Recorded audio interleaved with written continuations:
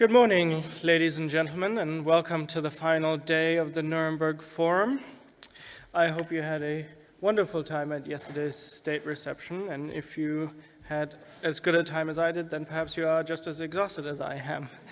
But today we will kick off with panel 4, Redress, Recognition, and Reconciliation. This is quite the victim-focused panel, and if I may, I would like to refer to a quote that I had seen on the Kigali Genocide Memorial's website. Much like any website of any institution, they have quotes there by people that have visited, or in this case also victims. But there was one that really stood out to me and really gripped me, and that was, "Thank you for saving my life. Once back then during the genocide, and a second time when I was going to kill all those people in revenge." And that is a quote worthy mentioning, as it really speaks to the horror of the atrocity, but it also speaks to the absolute power of education, reconciliation, and recognition. So with those words, I would like to hand over to Dr. Gurgen Petrossian, who's a colleague of mine. But first, as usual, the emotion. If you could see that. Recognition, reconciliation require criminalization of denial. Agree or disagree? Please cast your votes from now until the end of the panel, and also always feel free to submit questions online. Thank you so much, and now over to my dear colleague, Dr. Gurgen Petrossian. Thank you, Alexander. Welcome, everyone. My name is Gurgen Petrossian. I'm very happy to see you all here, and I'm very happy to have distinguished guests with me to speak about the victims' interests and victims' redress, the compensation. We have already covered some aspects during these 2 days. However, in this panel, we are going to go a little bit deeper into the topic to understand the recognition, the question of the recognition, to understand what is expected for the victims, how it is important to be recognized as a victim. Secondly, we'll go into the deeper to understand the victims' interests, the priorities of the victims, what should we concentrate mostly on, and thirdly, the reconciliation question. But before starting with the first question, starting with all these aspects, I would kindly ask my colleagues to introduce themselves, and of course, with their one-liner. So if I may start with Mr. Havugiyaremye, with your one-liner, please. Thank you very much. My one-liner is reparation of the harm suffered by victims is generally a moral, ethical, and legal imperative.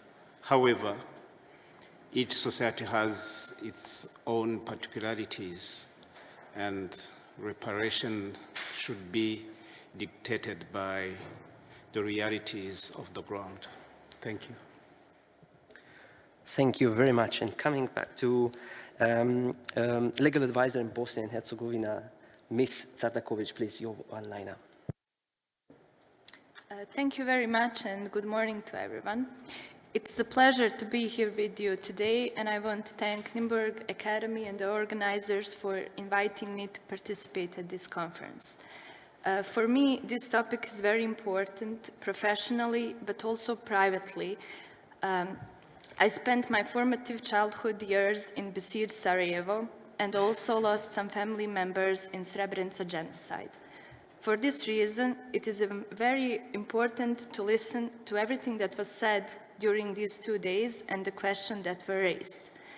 I hope that at the end of this conference, we'll be a little closer to the answers, or at least be able to point some key moments that will help answer those questions in the foreseeable future. My one-liner is a bit longer than one line, but I would like to point out that apart from the segment of criminal proceedings, bringing adequate reparation to victims of war crimes is essential, and I dare to say that Bosnia and Herzegovina is only at the beginning of that process. The successful conclusion of criminal proceeding is the only first step, and only after we implement cohesive and integral reparations framework, we can talk about reconciliation in Bosnian society. There is no true reconciliation as long as the majority of the victims bear the burden of the tragic events and the perpetrators are not prosecuted and convicted. Thank you. Thank you very much. Now turning to the left from me, Ms. Wilke, who is academic consultant to the Board of Directors, Foundation Remembrance, Responsibility and Future. Please, your one-liner. Thank you very much. I'm very honored, and it's a real privilege to be with you here in Courtroom 600 and listen to so much expertise and dedication from all over the world. On a personal note, it is also very moving to be here at this historical site of the Nuremberg trials, because I'm thinking today of my grandfather, a Jew born in the Ukraine who fought in the Soviet army for 4 years against Nazis.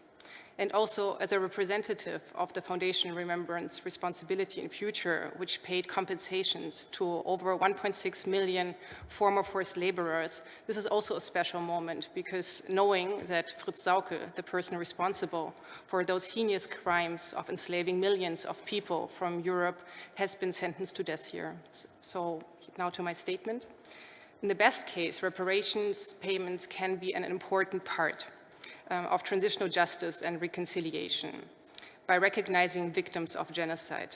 It can only be successful, though, if it is successful in combating genocide denial, if it is accompanied by long-term education and future-oriented remembrance work.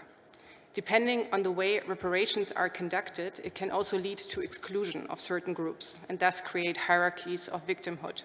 And by this foster and enhance denial of genocide, like in the case, for example, in Germany, where Roma and Sinti or forced laborers were for decades not recognized and didn't receive any recognition or compensation for their suffering. Thank you very much. Thank you very much. And now turning to Mr. Gatera, please. Thank you. Good morning. I'm very pleased to be back again on this table in another form of debate or conversation. Again, as not a lawyer, I'll be talking about how this title connects to me as a victim of a genocide. The title itself, in my opinion, is a process to healing. A process to healing and a transition to rebuilding lasting peace, because these three main items, recognition, resilience, which I didn't see in the title, but that I consider very important, that leads to reconciliation. So for me, as a one-liner, the title itself is a process to healing the wounds, psychological and physical, towards resilience and reconciliation. Perfect, thank you very much. Well, as Elie Wiesel said once, to forget the victims means to kill them second time. I wanted also, starting with the question of the recognition, I wanted to quote also another important player or important actor in this in the recognition process. One of the Turkish-Armenian journalists who was actually shot in his fight for the recognition. He wrote the following sentence: "Armenians' obsession with having their status as victims of genocide recognized had become their raison d'être. That this need on their part was treated with indifference by Turkish people, and that this explained why the trauma suffered by the Armenians remained a live issue. In his view, the Turkish element in Armenian identity was both a poison and an antidote." I think this kind of examples very often apply on different cultures who have facing the problem of the recognition. But then turning to Ms. Wilke. Your foundation, as you already mentioned, has put a target to pay compensation to those who were forced to work. What is the recognition, already this statement and this targeting, that, or prioritizing the victims, what the recognition means to them? Yeah, I mean, it's a complicated question, and also when I'm referring to forced labor compensation, one has to keep in mind that this compensation program was launched 55 years after World War II. So it took a very long time until this particular group, and a very big group of 20 million people who had to perform forced labor, were actually recognized. But that only so much about the foundation. I think recognition can mean very many things to victims, and it is highly context-specific, and it's difficult to make very broad assumptions on to that. I mean, many people after genocides also have refused the word victim at first. For example, in Israel, directly after World War II, a lot of people would rather prefer the word survivor because it gave them agency. For example, the first the first Holocaust museum that was founded in 1949 in Israel, the Ghetto Fighters House, emphasized the survival and the resistant aspect and not the victimhood. So there can also be a change of the perception of people who have survived genocides. And reparations and individual payments, for sure, are very important for victims. But it is not merely the monetary aspect, but oftentimes it is more the symbolic recognition through the reparations that actually plays a much bigger role. So for survivors of genocide, it serves as an acknowledgement of their individual suffering, and it also can create a group identity, a sense of belonging, a kinship regarding a common fate. Like a good example for that are actually former forced laborers from countries of the former Soviet Unions, like people who have survived doing forced labor in concentration camps, in ghettos, in German industry, in farming, but also in private households. When they came back to the Soviet Union, they oftentimes were immediately marginalized again. So they were sent to the Gulag, didn't have educational opportunities, really lived on the margins in society. And that only changed in the early 2000s when they received the compensation from the German state. It was a symbolic sum. It was a lump sum of, in the highest category, of 7,000 euros. So really nothing that could adequately compensate for the suffering, but it was a sign that they actually were also victims of National Socialism and not, as they were oftentimes perceived, collaborators, traitors, and had to justify how it was possible that they actually had survived that. But the ambivalence of how victims or survivors perceive reparations and recognition, I want to illustrate by two quotes by former forced laborers who really show the opposite views on compensation practices. One person from Russia said, and I quote, "A small compensation for our destroyed childhood, humiliation and fear in our youth, and also in later life we had to hide from those who weren't deported." And another voice stating the opposite. "I am happy that the German society tries to at least partially compensate the material and moral damage done. It's a pity that my parents are not able to witness this gratification. I thank all who have contributed to the reconciliation between our people." So you see the whole spectrum here of how people would deal with the situation and the reparations. Thank you. Thank you very much, Ms. Wilke. Mr. Havugiyaremye, I wanted to ask you the following. We have internationally the definition of victim very, very broad. But when we are trying to zoom it on the international crimes, the recognition of the victimhood, how would you define in case of genocide? Is it one particular group of people who were physically, directly targeted, or actually the whole society is the victim of the genocide? One, let me maybe take it in the context of the genocide against Tutsi in Rwanda. You have more than 1 million Tutsi men, women, and children killed. And also Hutu who opposed to killings, because they were also killed. So those people have families, friends, extended families. So meaning you have direct victims who suffered the physical harm and psychological. You have also those who were not physically affected but linked to those persons. They have also a psychological harm. But because everything was destroyed, actually it is the whole country or the whole nation that has, in one way or the other, becomes a victim. So in relation to recognition of the victims, the first thing is the special consideration and attention to those victims as victims. As I said yesterday, in our country, Tutsis were persecuted since the years 50s. They have never been recognized as victims, but as enemies of the country called snakes and cockroaches.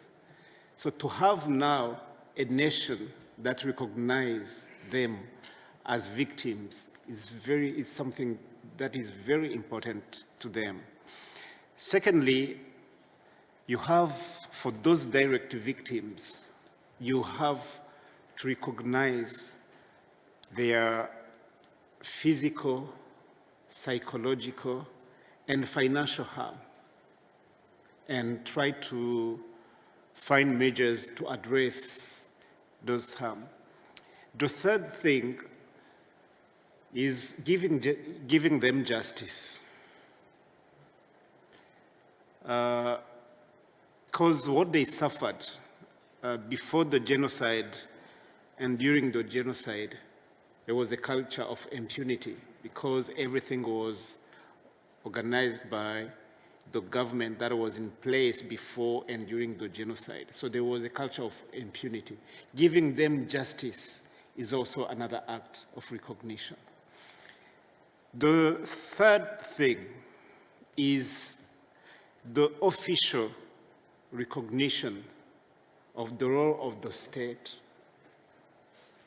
the official recognition of the role of other countries that played a role in one way or the other in the genocide against Tutsi, the official recognition of some international organization that also played a role in one way or the other, like in the case of Rwanda, is the UN. So if some of the countries officially recognize that they ignored and that they didn't help, whereas they had the knowledge of what is happening and capacity to do something, and they didn't do something, is also an official recognition. But also, the fourth thing is the yearly commemoration of the genocide.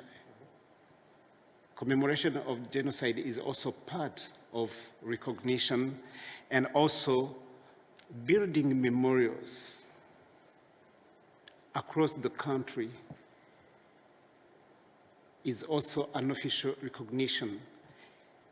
Or some other institution like this one, the Nuremberg Academy, can also be considered as part of official recognition of victims of Holocaust.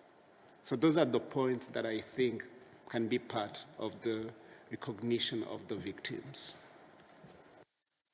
Thank you very much. Ms. Čardaković, it was touched about indirect victims who are, let's say, living around the world, but they are feeling that through social media aspects, they are always targeted, their victimhood, their membership to one particular group is targeted. Can we say that also those who are living far away from the country, far away from this, let's say, perpetrators, can they be considered also as victims? Because we need to differentiate that victims are not targeted because of the personality, but because of their membership. Can we say that they also can be considered as a victim? I would like to start my argument with one citation from a judgment of Radoslav Krstić that says, "Those who plan and carry out genocide want to deprive humanity of the great and diverse wealth of its peoples, races, ethnic groups, and religions. It is a crime against all humanity, the consequences of which are felt not only by the group singled out for destruction, but by all of humanity." And I think that this citation can be used in question related to this. Many people were affected by crimes committed in Bosnia and Herzegovina.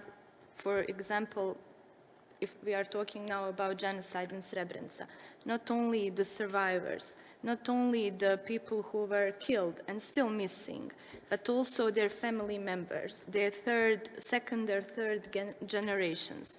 And they are all affected by the genocide denial that is currently happening in Bosnia and Herzegovina.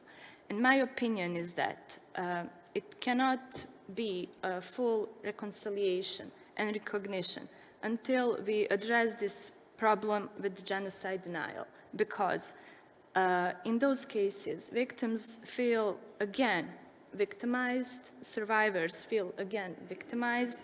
That story is not ended with criminal proceedings if the judgments and court-established facts are not being used as they are, if they are denied. And the problems that all survivors of genocide and their family members and all people affected, all citizens of Bosnia and Herzegovina, we have so many examples of perpetrators walking freely in other countries, and they are having the protection of those countries, even testifying as defense witnesses in the cases against some perpetrators while the victims are watching that. And that is one part of re-traumatization of those victims. And also, I need to point out that it was already said 2 or 3 times during this panel, and I'm happy that I'm not the only one who is mentioning that denial of genocide is actually its last phase. Those acts don't end with the criminal acts committed with genocidal intent, but also continue as long as we don't have perpetrators facing the facts and their followers dealing with the truth. Thank you very much. Mr. Gatera, I wanted also to ask you about the remembrance issues, because we already touched this topic about the education, about creating memorials. How this, from your perspective, being a director of the Kigali Museum, how can you elaborate a little bit more how this helps the society for the recognition? Thank you for the question. I'll begin with an experience I had 10 years ago when I was receiving a group from Sierra Leone. Sierra Leone is a country that has gone through its conflict and that killings were happening between its people. And the group was coming to Rwanda to learn about how can they reconcile and how is it Sierra Leone or Liberia? No, Sierra Leone, I'm not mistaken. And they told me that everything they are learning in Rwanda is impossible in their community because they don't see how they can forgive or they can live with someone who killed their sister or who cut an arm or a leg of their brother. I took time to reflect on it, and then I said, do you ever remember what happened in your community? And they told me, no, we have actually chosen to forget what happened to us so that we can move on. And again, I remembered the saying that says that a society that doesn't remember its past is doomed to have it repeated. So, leading to your question, I believe that memorization is one key and important tool for recognition, number one. And it's an important tool for the society that is recovering from the atrocities of genocide and conflicts. And it's a tool for education of the community and even outsiders of that community. Because in any conflict that has happened, or genocide cases that have happened, you will always hear people having misunderstandings on what happened, on the narrative of what happened, on the past of what happened. And basically, if nothing is done to remember and to provide a narrative, the real and official narrative of what happened, you will find out that that's the very beginning of denial, because people who want to deny the atrocities they committed will start from that point of misunderstanding in the community, and you use one side or the other to make sure that they are reaching their goal of denying their responsibilities. And from that point is where, again, the victims continues to be the victims, because they can't psychologically, mentally, and emotionally stand seeing people denying and refusing what happened to them, whether they are orphans, whether they are widows, whether they don't have some parts of their bodies, whether they have wounds that will never heal until the end of their lives. So memorization, as I said, is a tool for education of the community to make sure that for those that went through the experience, they understand it at the same way and the same level. And for those who didn't see it, to learn about it, because it's important for them to understand that the generations that precede them has gone through a period of atrocities and genocide, and there is a way or there is a path that that society took to reach the genocide, and there is another way that the society can take to reach reconciliation as well. So to me, I think memorials such as ours, or the one in Srebrenica, contribute a lot to the education of the entire humanity. If I hear someone in Nuremberg quoting a sentence that is written in the Kigali Genocide Memorial, or even as Prosecutor Serge said,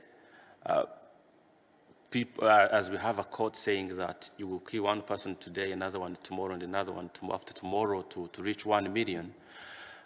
I feel that as humans, we have a connection on the way we can memorize, or we can do memorization, and we can remember the past, because we are all humans. One simple sentence can change the life of an individual. And if we don't have it somewhere, it's exposed, that individual will not have anything to base on changing. So for the case of Rwanda, memorization of the genocide and genocide memorials is very key to our community. I have to remind you that Rwanda has a population that is more than 60% under 35 years, which means it's a very young community. These young people who were born or who were children during the genocide and born after the genocide would be very much disoriented if we didn't have the memorials that we have in Rwanda. Our Prosecutor General said it, that part of the official recognition of the government is allowing the victims to remember their beloved ones, and it's allowing to have official memorization of the genocide against the Tutsi, because that's part of the education people needs to benefit from, not only the young ones, even the older ones who at a certain moment we learn that they committed the crimes of the genocide without really knowing the effects of what they are doing, because in a community that was less educated, those who were educated were becoming the machines behind, or the engines behind a machine that was committing the atrocities. So for me, memorization, genocide memorials are key tools for education towards resilience and reconciliation. Thank you very much. Ms. Wilke, you want to add also something to that, please? Yeah, I very much agree. I think memorialization is really key also in countering denial. Perhaps to illustrate it a little bit also from the German case, because I mean nowadays one might get the feeling that memorialization and also sites of historical atrocities are very much state-sponsored. Those are official memorial sites. But that has not always been the case. I mean, most memorial sites in Germany have been built in the 70s and 80s by grassroots initiatives. There was really a strong impetus by civil society. So it was not something that was done top-down from the government, but really by different actors. We had something that was called like history workshops, where like very engaged historians were trying to do this kind of grassroots work in their own communities to unearth the local history. And and only in the decades later, in the 80s, 90s, and then in the 2000s, those memorial sites were then also funded by the state and became those state-sponsored sites of memorialization. I think it's just really important that remembrance work and education always includes especially young people, so it doesn't become just a ritual where once a year flowers and wreaths are put down and official speeches are held, because this can also lead to increasing denialism, because there's detachment between large parts of society and politicians and people who are involved in memorialization. So young people really have to be involved. And just by marking certain sites, that is already a really clear statement against denialists. I mean, for example, in Germany, there is one thing that is called stumbling stones.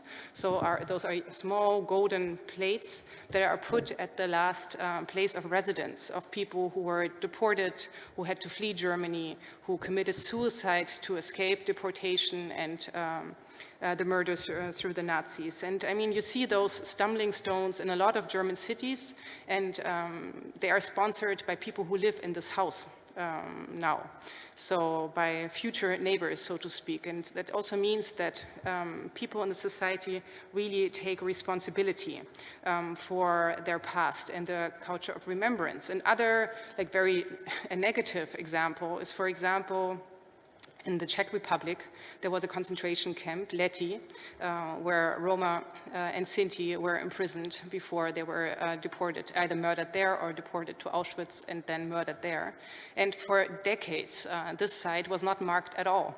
It was actually like a pig slaughter factory. And there was a huge debate in the Czech Republic between civil society, Roma activists, and the government to finally mark this site. And it was only successful last year. So now there will be a site of remembrance and memorialization, but it took really a long time. So I think time and also the engagement of civil society is really key in memorialization. Perfect, thank you very much. I would like to come back to the point, Ms. Čardaković, that you mentioned about the wordings used. And I think yesterday we had also a little bit discussion about the sentences that may trigger violence in some societies where it is considered as a non-acceptable, but in the other societies, when you say these kind of words, it's actually acceptable. And there are some hidden ways of deny the recognition of the victims, like, for example, not to call as a victim of genocide, but to call as a victim of massacre or tragic events. Yeah, but there are some hidden ways in order to not to exactly to point out that this is a genocide. What is the way how to confront it, how to not to allow these kind of hidden ways of denials or denials of recognition? The only way that we can deal with those situations is just point out them. We don't have yet effective way of dealing with the genocide denial. As we mentioned, only recently a law was adopted that prohibits disputing the facts, glorifying the perpetrators, but until now we still don't have any indictments of those cases. It's just diminished a bit mentioning in the public discourse, and it's usually by the main public figures from Republika Srpska and Serbia that are actually denying genocide.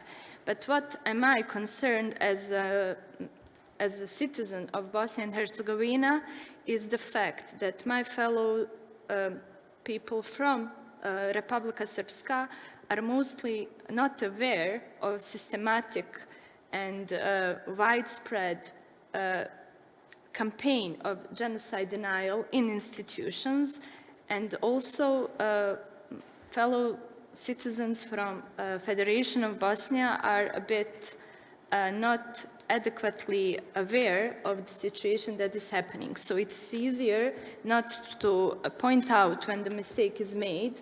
And also we heard in those 2 days that we need to be very conscious with using the word genocide in the context of many crimes that are happened or are happening. And I think that we can all go from our own point of view and just say whenever that is happened, and you need to use the word genocide along with Srebrenica, not mass atrocities, not terrible crime, not terrible misunderstanding, all of those ideas that were mentioned along with Srebrenica. No, just say it was genocide. It is pointed out, it is legally approved that it's genocide. So just use that word. Thank you very much.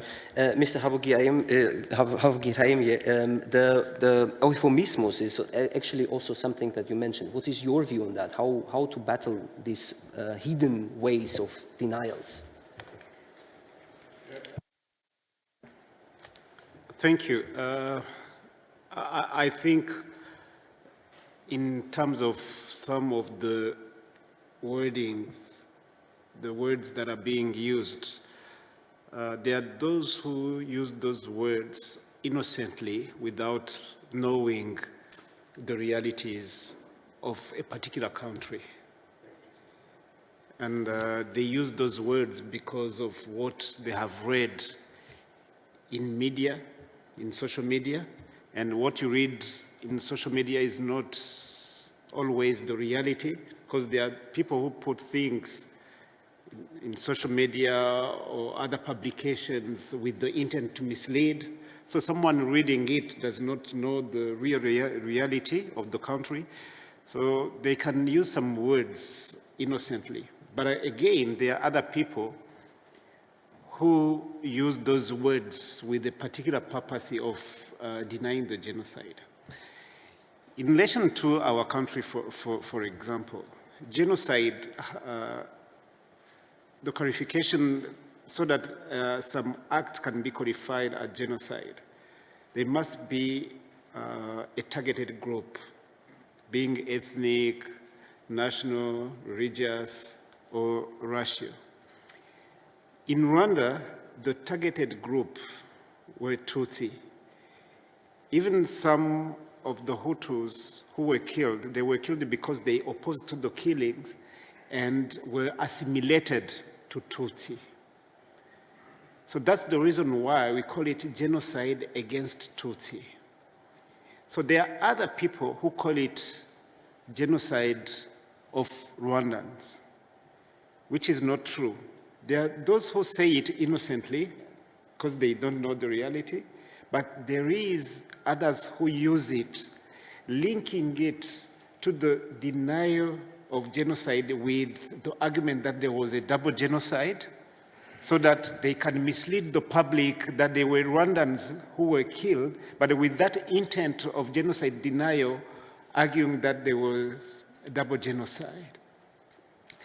That's the reason why we always argue people, telling them that it is genocide against Tutsi, it's not a genocide of Rwandans, because the targeted group was not Rwandans. It's not Rwandan genocide, it's genocide against us. That's the reason why even the UN has recognized it as a genocide against Tutsi. So the wording, when someone uses a certain word that is not a war that does not qualify it as a genocide against a particular protected group.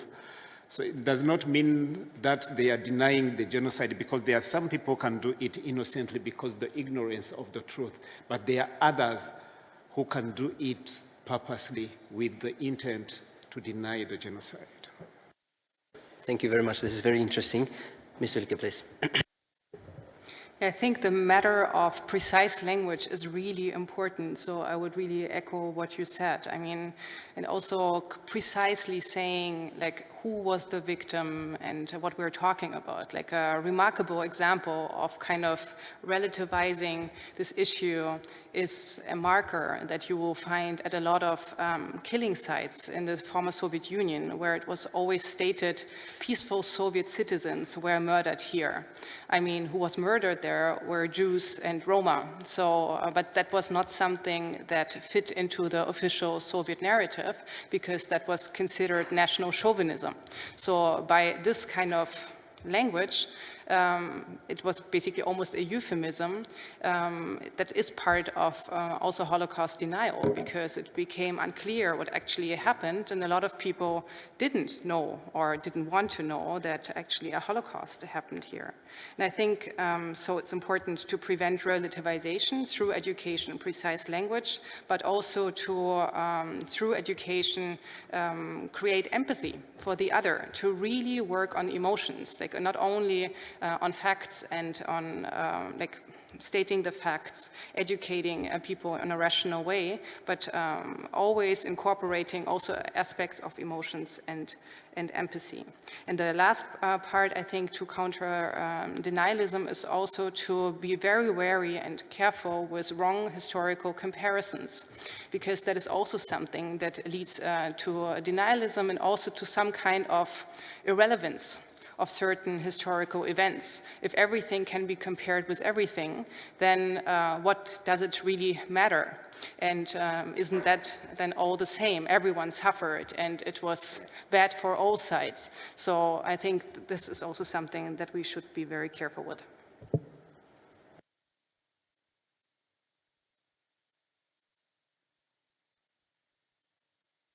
You want also add something to that? Okay, perfect. Then we can let's move to the next step.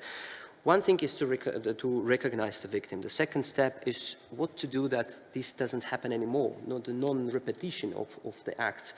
We have the denials of the laws. We have the memorials and education. What else? And these things we have already done. But if we look into the future, genocide is happening and happening and happening. So what are we doing actually wrong in our societies that still there are huge indicators for upcoming genocides or ongoing genocides? So Mr. Havugiyaremye, I would like kindly start with you if possible. Thank you. When it comes to genocide, even though genocide against Tutsi happened after some years after the Holocaust, and yet there was that wording, never again, but yet it happened. What is happening in other parts of the world today, there are some acts of genocide that are happening. I think when it comes to international crimes and the responsibility to protect, of that responsibility of state to protect, something that should be put in practice, otherwise just rhetoric. If countries were serious about the responsibility to protect, it would send a message to the rest of the world that whatever they can plan to do, there will be some intervention of other states in putting in practice the responsibility to protect. So that must be taken seriously. Secondly is being serious about giving justice to the victims. We still have people who committed genocide who are still at large. And our experience, and I share that experience with my brother Serge, when it comes to tracking genocide fugitives, it is linked to the willingness of the state. If there is no willingness of the state to help in tracking those fugitives, it becomes very, very complicated. So the state also must take that responsibility to track genocide fugitives who are in their countries.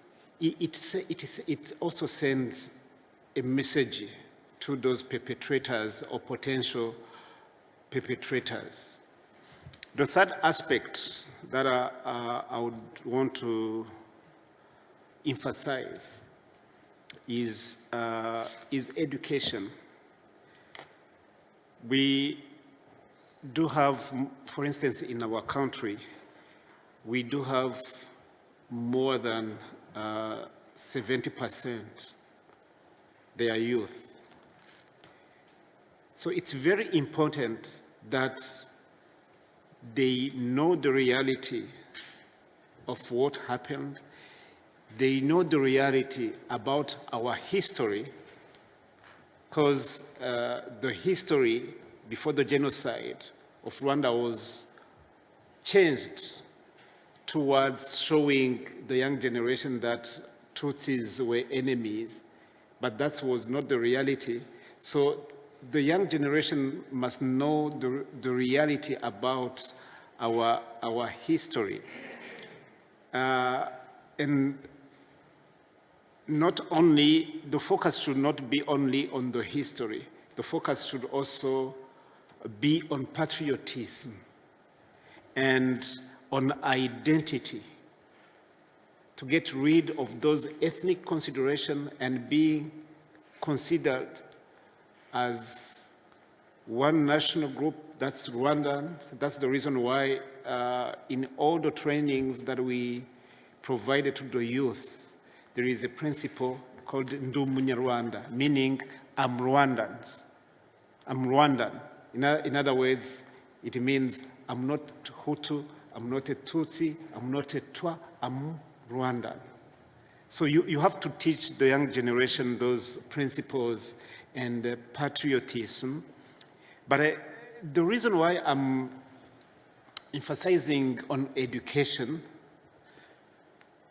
especially for the youth, is that if you don't teach that generation, you are not ensuring that the genocide will not happen again, because that youth may be misled, and we have to prepare our successors who are patriotic, who consider themselves as Rwandans, who can continue to build the nation, because we do believe that though we can succeed today in building our nation, without preparing our successors, it will be a failure, because a success without a successor is a failure. I see. Ms. Čardaković, you want to add something, please? It is said those who don't know the history are bound to repeat it. We are almost 30 years after the war, and 30 years is not a long time in the history of the humankind, but is a long time of the people and the survivors of the war crimes who are still waiting for their cases to be brought up to the courts, for adequate systems of reparations, for not having to deal with the denial of the facts that were established by the courts. So I would agree on very much that my colleague has said about having a need to work on the education, on the knowledge of the facts, on the generations that are coming, that are having some ideas about what happened in Bosnia, but those are facts who are in a way colored from the national point of view, not from the court-established facts. We need to have a much effective criminal proceedings because many of the victims, perpetrators, witnesses are dying. Biological clock is ticking out. And for those couple of days, I heard that it is not a long time for Bosnia to have moved on from the things that happened. But still, in light of the people who are survivors, their families, it is a long time. And they are not all satisfied with what has been done. During my work at the court, I listened to many testimonies inside and outside the courtroom, and many people who come to witness are in certain displeasement with the process.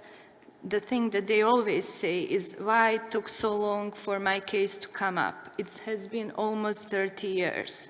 And after the criminal proceeding is over, some of them get some kind of reparation, but that is one good example of criminal proceedings having compensation claims, but not in every case when the compensation claim is awarded, they actually get paid. And in that moment, we need government to step up to award them with that compensation claim, but we have problems with that. It's not working. And also, we are trying to establish a means for the victims to have adequate compensation claims. Also, for many categories of the victims, we have sporadical solutions. We don't have one systematic approach to reparation systems in Bosnia and Herzegovina. And all those segments are segments that are needed to be worked on in order to have some kind of certainty that we are past those things that happened in our recent future and have some kind of guarantee that it won't happen again. Thank you very much. Please, Ms. Wilke. Yeah, perhaps I want to add that I think that anti-denial measures should start much earlier. Not only when there is an imminent threat of a genocide, but I mean, we have to be more invested in anti-discrimination, in taking a clear stand, whether as a state, a government, a civil society, but also different other actors in a society on anti-discrimination, like featuring the role of marginalized people, of be careful of not othering people, of not falling into a rhetoric of enemies within and outside of our societies, but really to strive on a human rights approach to work at an inclusive society. I'm not 100% sure if by replacing certain identities with another identity, like for example emphasizing patriotism, whether this is a way to counter this kind of divide and prevent genocide. I understand it more from like a citoyen approach, then I get it, like when it's more based on like constitutional patriotism, but I think there's also a danger of emphasizing like a certain identity, even if it is on a national level, because it is then again creating hierarchies, exclusion, and towards other identities. And then I think also in line with anti-discrimination, we just have to focus much more on prosecuting hate crimes online. And I think we are way too slow. I mean, there is, especially in Germany, quite good legislation when it comes to fighting hate crime, but oftentimes it is just not used. Like there is not only a lack of awareness what is actually a hate crime or not, but it is just not really prosecuted. And we have to become more knowledgeable when it comes to the ways social media works, like how it has to be data-driven. We have to understand how algorithms work, because otherwise we will be always one step behind people who are very savvy when it comes to social media and inciting violence on the web. So I think that is a very important aspect. Right. I think I'll go a bit back to the question you asked previously when you were talking about the legal terms and official naming of these crimes.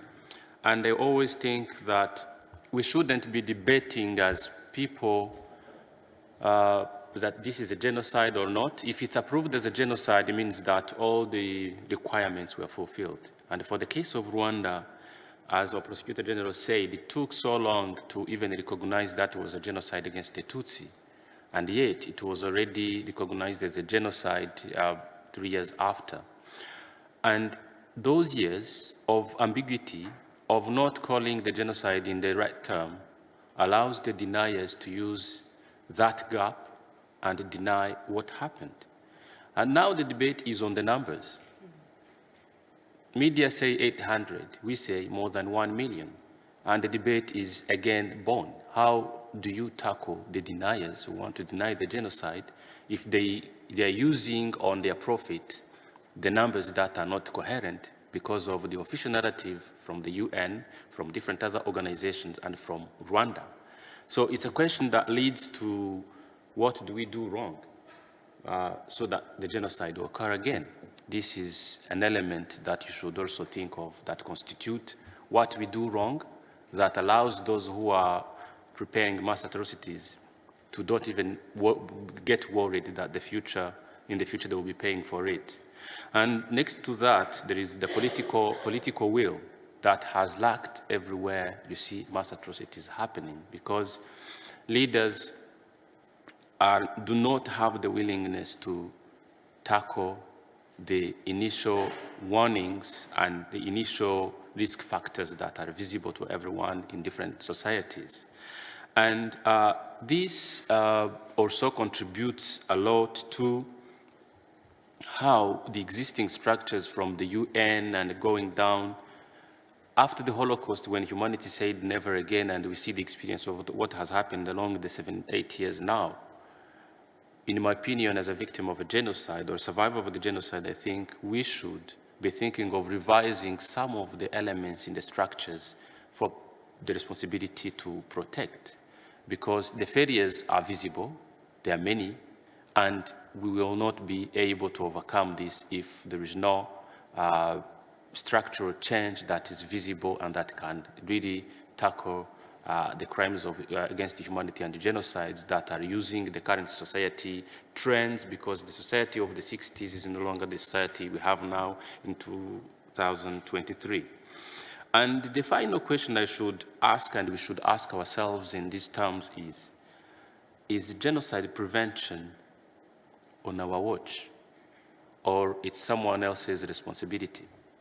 Because from what I have seen as I grow up until now, I'm still growing up, prevention is on someone else's watch. Many people do not want to put their feet into something that will lead to saying, you know, you are part of this, you are part of that, and no one wants really to have that responsibility. And I think we need to put more effort in preventing the genocide when it's still on the primary level, before we have numbers of the victims, and then again we go to reparations and the debate that we're having now on the panel. Yesterday we heard about the students from Bosnia and Herzegovina who were doing law. Of course, they understand everything in the framework of law and how if you commit a crime you can be punished. And again, some states are receiving them to continue their studies in law. We had an example of a student in the Kigali Genocide Memorial who came to attend our workshops. I will be very fast. He was in the final year of high school.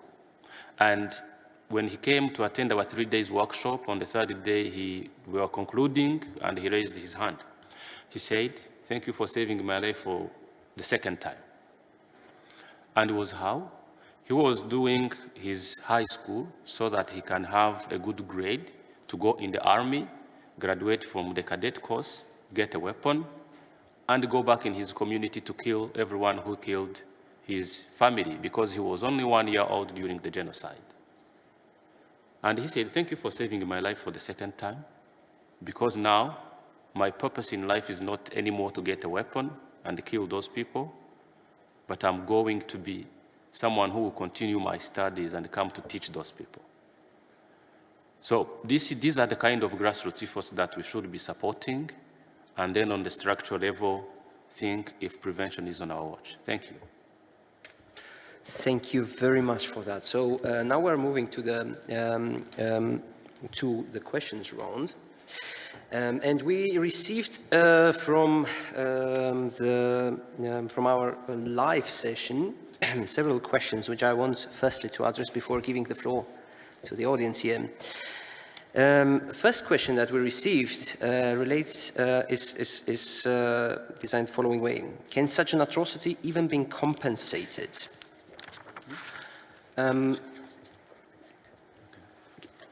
Does anyone want to take this question? Please. If possible, a little bit short. Yes, please, but a little bit short answer. You can't find a compensation of atrocities like genocide. However, depending on the realities on the ground, you have to take some administrative channels of reparation in forms dictated by those realities. For instance, if it comes to physical harm, the first priority is even treatment of the wounds or providing medical support to those in need. Because in the genocide, there are some cases of rape and so on. In relation to psychological harm, the priority is first of all counseling, building hope for future, but also, as we said, commemoration and memorials they have also a psychological impact. When it comes to financial aspect of reparation, you can't find an amount of money that can really compensate the victims. But in the realities, like in the case of Rwanda, just after the genocide, all the banks were empty.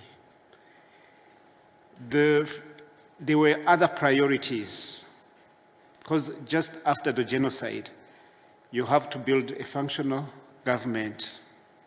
You have to build peace and security. You have to give justice to the victims. All those things are the things that require a lot of money. So what do you do, especially as a government, and when there is no one want to help you in terms of reparation, even those who recognize their role in the genocide? You make sure that you find some money at least to build houses for the victims who have no way to live. You have to find some money so that people can be educated because they have no resources. You have to find some money for medical coverage. A typical example was the creation of a fund called FARGE. In French, it is Fonds d'Assistance aux Rescapés du Génocide. And the focus, and the government decided to put 5% of the national budget in that fund, but with the main focus of building shelters for those who have no shelters, as I said, medical coverage and education. But also, remember that the focus should not only be to the victims. As a country, you have other people in need, and who also require assistance so that they can live. So you have to be a government for all, though you have a particular attention to the victims. Thank you. Very much. As soon as we have a number of questions, I think we should take one by one. So the other question relates to, is the rise in anti-Semitism in Germany connected to the fading recognition or remembrance of the Holocaust?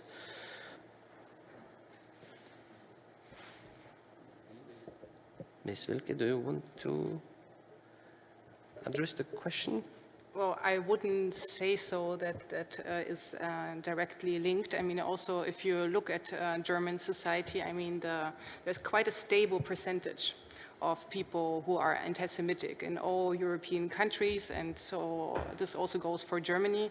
I mean, it's always somewhere around 20%, and this number, unfortunately, is very stable, at least in post-war Germany. So I think it is not really a reckoning with the past, and I think that was also something that I was trying to say before.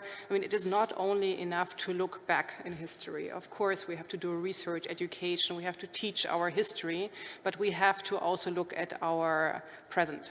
And so if we don't do that and deal with discrimination today, then, I mean, this is not the right equation. That oftentimes also people in civic education in Germany have this idea of, and I'll say it very simply, too simplistic probably, that you will visit a remembrance site, a concentration camp, and then you will get out of this experience, and somehow there will be a catharsis, and you will understand that human rights and anti-discrimination is a bad thing. So this is a very simplistic approach, and it would obviously not work, and we have to really come to terms with that. Thank you very much. Another question relates to the redress. What is the single most effective type of redress? And is education enough? Does anyone want to take the question? Please. Right. I do think education is very important, but it's not enough because it has to be supported by different other efforts that are being done. Because, as our Prosecutor General said, there are angles that the government of Rwanda have tried to work on, combining the psychological, the social, the economic parts of the lives of the victims and generally Rwandans to redress what had happened. So, for example, myself, I've never had the chance to learn history of my country. No. Because prior to the genocide, the history that was written in the books was wrong, was modified, and was triggered to fueling the agenda of those who wanted to plan a genocide. Right after the genocide, the books were cancelled. And as I was in high school, I was learning about World War II, French Revolution, Italian Revolution, reunification, and somehow colonization and decolonization of Africa.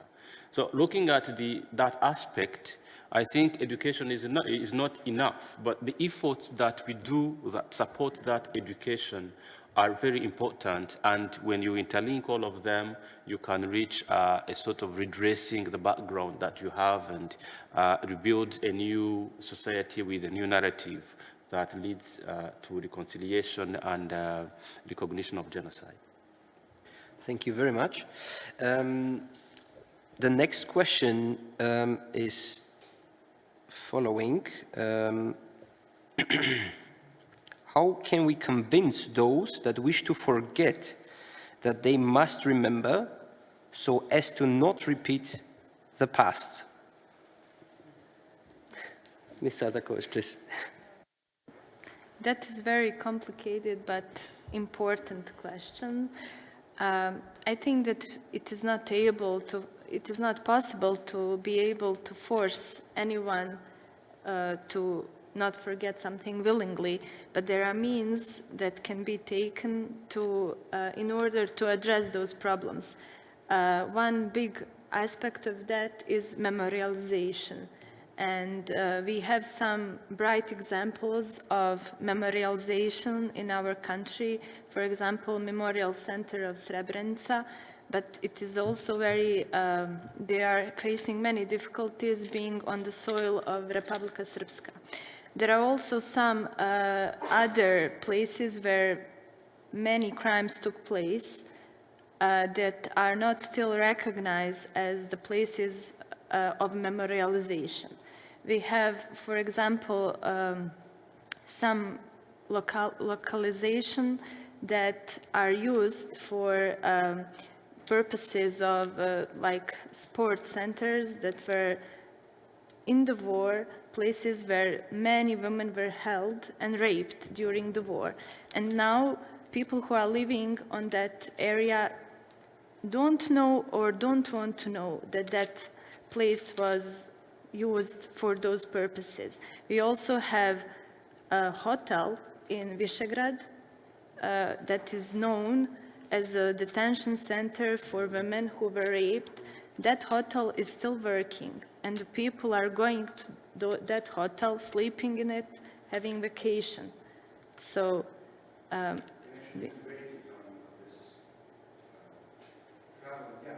yeah, it is on TripAdvisor. So it is very important to also address those issues.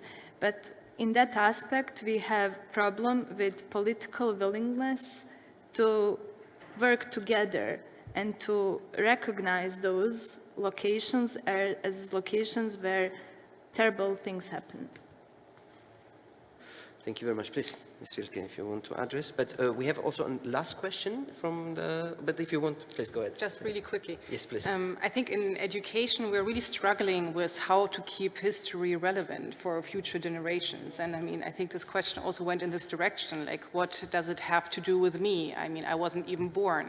And I think what we're trying to do in the projects that we are initiating to really also include different narratives of especially young people. I mean, in Germany for a long time, the education efforts were, of course, focusing on the fact that we are living in a post-perpetrator society. So that was the perspective that was taken. So was my grandfather a Nazi or not? And I mean, for a lot of people who are now living in Germany in a very diverse society where every fourth person has a migrant background, so at least one parent that was born in a different country, I mean, those narratives do not resonate. And we think it is important that we include their biographies, their narratives, their family stories, so that they also can link it to the historical past of the country that they are citizens in or in which they live in. So I think you answered also to the next question, which was exactly relating to that question. I will just read the question. What do you think about the commonly used opinion that remembrance culture is putting inadequate guilt on the future generations that were not the perpetrators? So I think you already covered that question. So now turning to the question to the audience, please, you were the first, and I will keep, yes, please. It's not a question, it's just a quick observation. We have been pointing out today how important it is to use precise words and call genocide a genocide. Yet, colloquially, we quite often say the genocide happened, the genocide happens. Yet it does not. It's not a natural disaster, it's perpetrated intentionally, and quite intentionally so, having in mind specific intent needed, by human beings, which also makes it preventable. Natural disasters are at least much harder to prevent, so if we call it a crime, then we need to be specific. It's perpetrated by somebody who is responsible for that and should be designated as culpable. Thank you very much. So my question may actually follow from that, although it's not a prevention question. So each of you has expertise in an area where we've had international justice, national justice, like war crimes chambers or national prosecutions, even local justice in the case of Rwanda. And I wonder how each of you thinks about where those fit in the effort to achieve recognition, or even, as Antonio Cassese said in his first report on the ICTY, that tribunals should be forums for reconciliation. And so I wonder, on the one hand, whether you think one of those types of forums, one of those types of approaches to criminal justice is more effective for reconciliation or for recognition. And maybe a follow-on is, what are the things that we should be doing with those judgments in order to make them more real for the purposes of confronting denialism?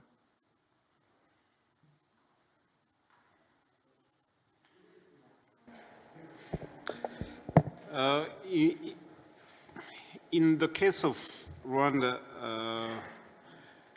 we had the way we handled those cases at the national level, but we had also the ICTR.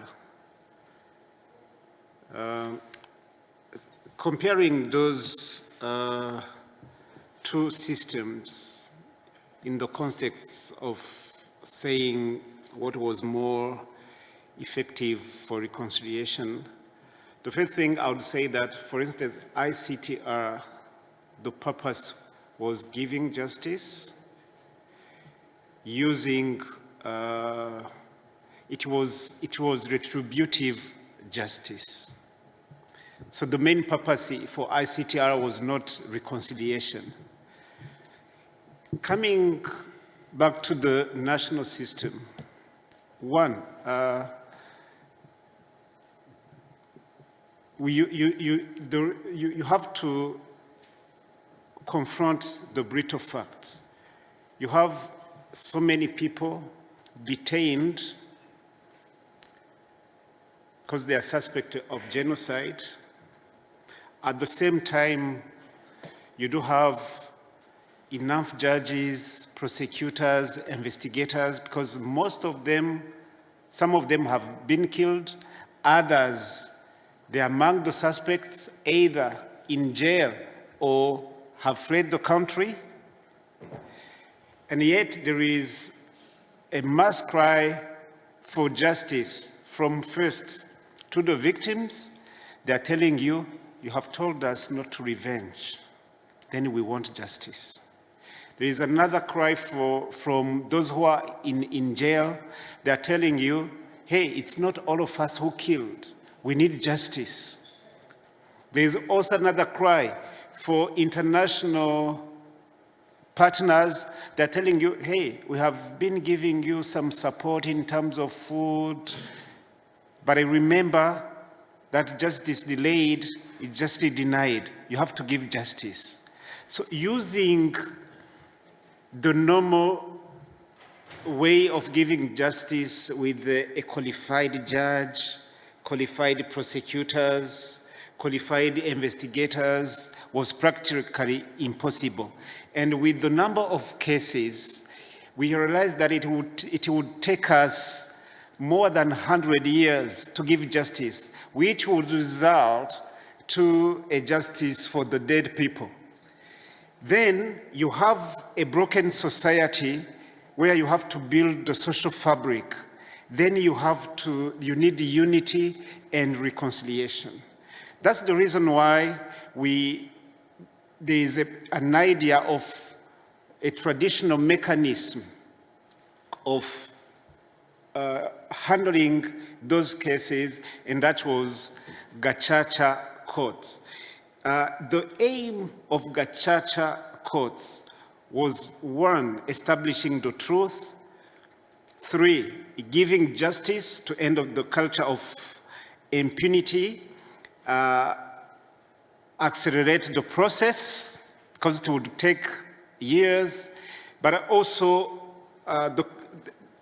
proving that we have the capacity to solve our own problems, but also because we had started the process of reconciliation, Gacaca also has an objective of reconciliation.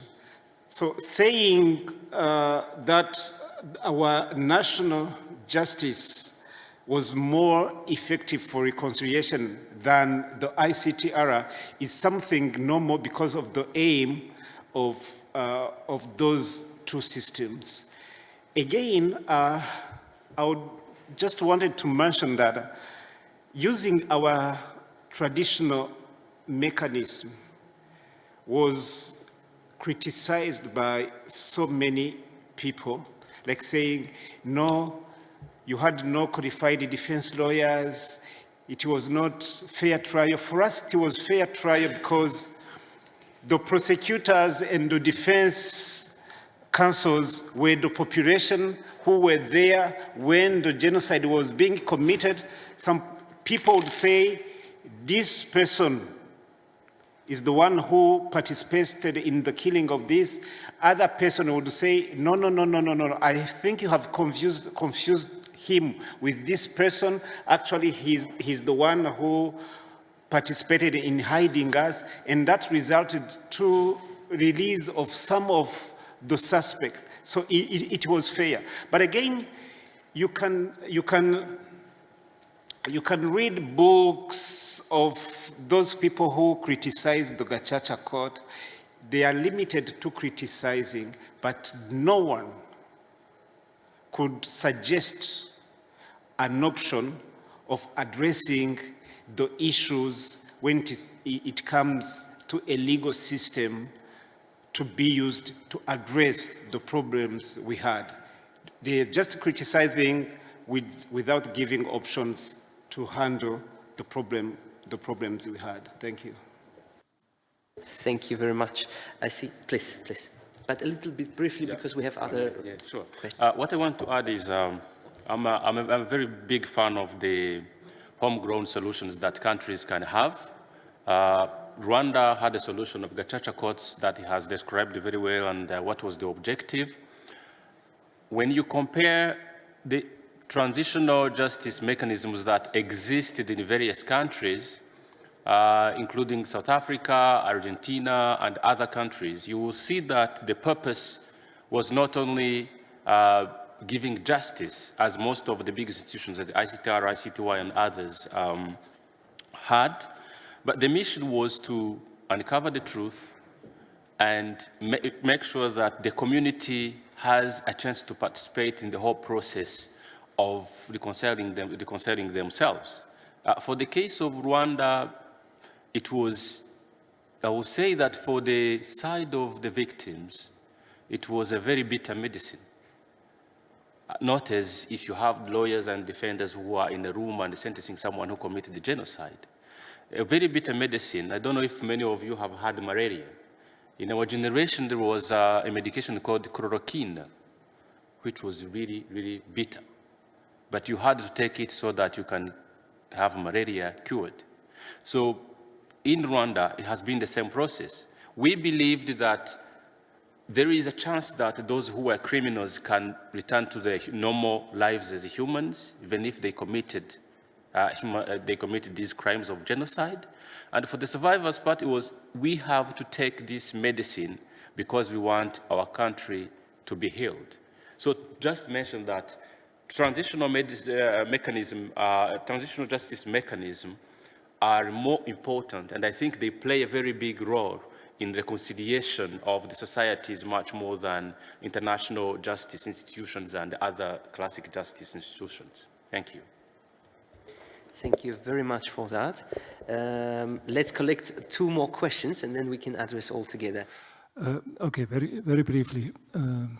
I was struck and appreciate very much the remark that Mr. Gatera made in his initial statement about adding a 4th R to these 3 terms, which was resilience.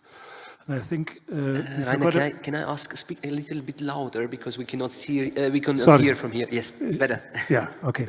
I just wanted to highlight the initial remark of Mr. Gatera when he said we should add a 4th term, that is resilience, to the title of this panel.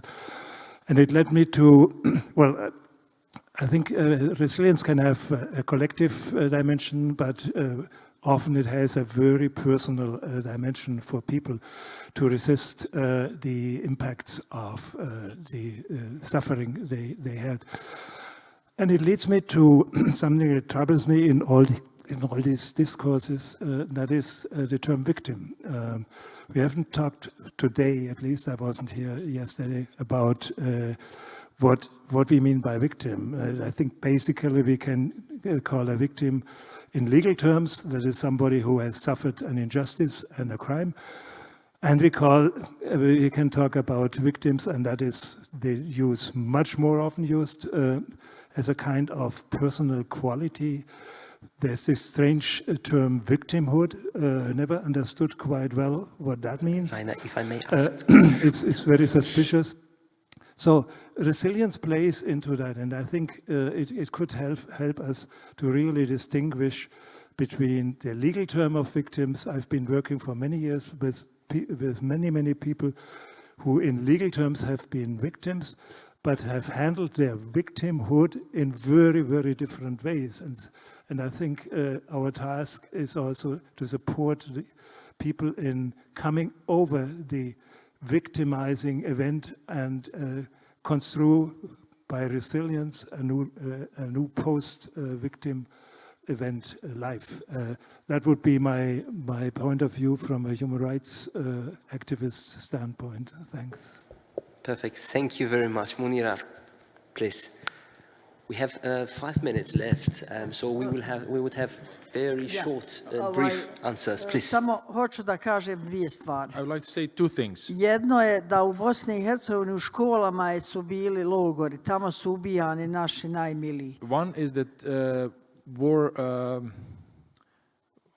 the prison camps were in schools. That's where our family members were kao killed. škola Petkovci, škola u Bratuncu, Vuk Petkovci, Karadžić. Bratunac, I the sad school of Vuk đaci idu tu školu. Kids go to that school now, Idu i bošnjačka i srpska. both Bosniaks and I Serbs. tamo su fotografije zločinaca, nisu i oni Slava i šta ja znam ti drugi primjera. And they are watching the images, photos of those I war profesor criminals. Nikolić koji je bio razredni starješina mom sinu, možda ga je on i ubio, on je presuđen u Hagu. And Professor Nikolić, who was a professor of my own son, maybe he even killed him, he was convicted in The Hague. Ali šta moram da vam kažem, sinoć sam nešto bila jako tužna, povrijeđena, ponižena u srcu Evrope, na prijemu. I have to say that last night I was hurt, felt really bad at the reception in the heart of Europe. Koji nas je pozvao i imao je svoj govor i u govoru svom kaže. The man who invited us, and in his speech, he's saying the following. He said, genocide took place in Rwanda. I zločin u Srebrenici. And the crime in Srebrenica. I to je meni tako nešto palo teško da nisam sinoć spavala. And it really hit me so hard that I couldn't sleep all night.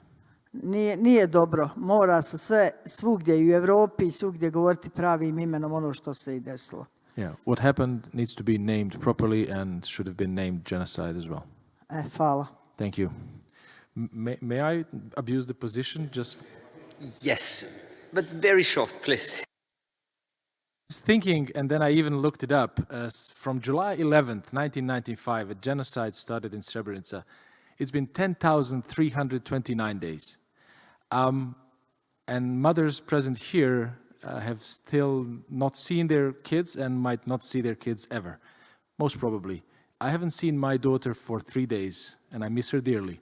And then I asked myself, there was a question about the compensation, there was a question about how we redress these victims, and I was just thinking, I don't think it's really possible. And when I'm thinking about the limits of criminal law, which I remind you is the last resort, with a very, very limited capability in a society of Bosnia and Herzegovina which does not have gacaca or any other model of transitional justice. I think that the potential of the criminal justice system is very limited, but I commit here now that in the years to come I'll be doing my best to make sure that they do everything they can and to remove all the obstacles in terms of knowledge and to make sure that they really understand every single word and the comma and the whatever it is in the law, and that if that helps them do the job better, I hope they'll do it. So that's just something I wanted to share, that come to my mind. Thank you.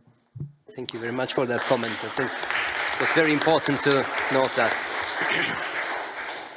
So maybe as soon as we have 1 minute, I would propose that we do very, very short concluding remarks to everything, to conclude our session today. So maybe we can start with you, Mr. Gatera. Very short. No. Well, thank you. Concluding is tough because this was a topic that is dear to my personal background and what can happen in a community to reach reconciliation, because reconciliation is key in a community that has gone through genocide atrocities. So in my opinion, for the background of the genocide against the Tutsi in Rwanda, we've gone through the process of recognition, redress, recognition, reparations, and we are working very hard on reconciliation, because I believe personally that reconciliation will never be achieved in 30 years, because it feels like yesterday for those who went through the background of the genocide. To conclude, we still need to have these efforts done. We need to keep all the efforts that are being done to educate people, to sentence the criminals, and to help communities reconcile wherever we are in the world, because even those who went through the genocide 7-8 years ago are still facing these cases of genocide denial and anti-Semitism, which helps us to learn that the journey is long and we have to keep it moving forward. Thank you. Thank you very much. Ms. Wilke, please. So I'm very grateful for the different perspectives that we heard here. I think we see that recognition really has different aspects to it, which oftentimes can be actually done by the state, by courts, but there is also a gap to the topic of reconciliation, because it is something that is deeply personal. It cannot be ordered like through a court ruling or through a compensation scheme. So I think it is important to close this gap, and that, I mean, practitioners and also policymakers start to think those two fields or combine them, like the transitional justice and the reconciliation aspects in peace building. Thank you very much. Ms. Čardaković, please, very short. Very shortly, I promise. Thank you. I feel like I'm the one between my fellow panelists that has raised the most questions during this panel regarding redress, recognition and reparation due to the complicated history and political situation in Bosnia. But I must say, having all those questions raised, I still remain hopeful that we can work and are still working on improving the status and rights of the victims by joint work with international stakeholders and various NGOs, and this panel and this conference also is a very clear proof that we are on the right way, and I still remain very hopeful. Thank you. Excellent. Thank you very much. Mr. Havugiyaremye, please. Short.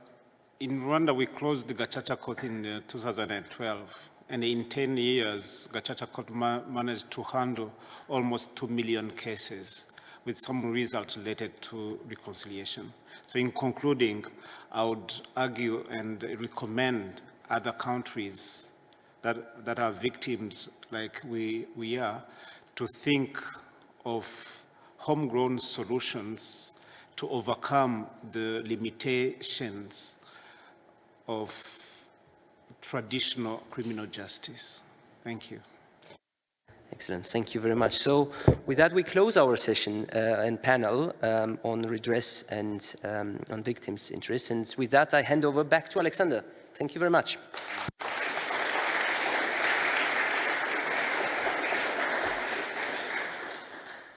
Thank you very much, Gurgen. Thank you very much to all the panelists. Ladies and gentlemen, you may have noticed a pattern where yesterday's conversations were very material, very substantive, perhaps even focused on the past. I think we can all agree that this particular panel has focused on the future, particularly on the future of the post-conflict societies and how to craft this healing we have heard so much about yesterday and today.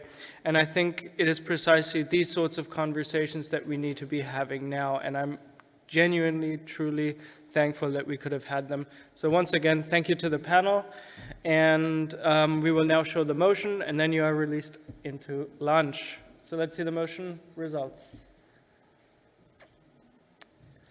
Now that is interesting to me for sure. Recognition and reconciliation require criminalization of denial. 50%, roughly 52%, disagree. They don't believe it is required. But perhaps as it was stated earlier, criminalization is a last resort, and education is certainly essential as well. Ladies and gentlemen, we will reconvene at 1 o'clock after lunch. Thank you very much.